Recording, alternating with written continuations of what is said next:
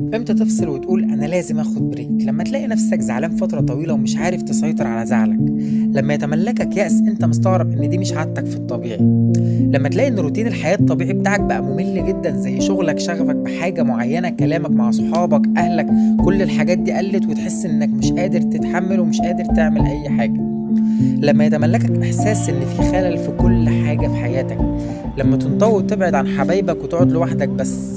طب لما ناخد بريك تفتكر ايه اللي المفروض نعمله؟ اول حاجة تقبل الماضي، مفيش حاجة حلوة على طول، خليك فاكر ان شخصيتنا بتتغير طبيعي، اللي بنوصل له احيانا. اوعى ترضي حد على حساب نفسك، اللي تعرف تغيره غيره، اللي متعرفش تغيره ارضى بيه عشان ربنا يرضيك.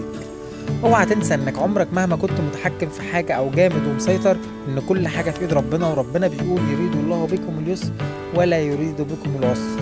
طور من نفسك يا صديقي، واعرف ايه نقط ضعفك وايه نقط قوتك. صدقني والله لو عملت اللي انا بقولك عليه ده هتنجح في حياتك.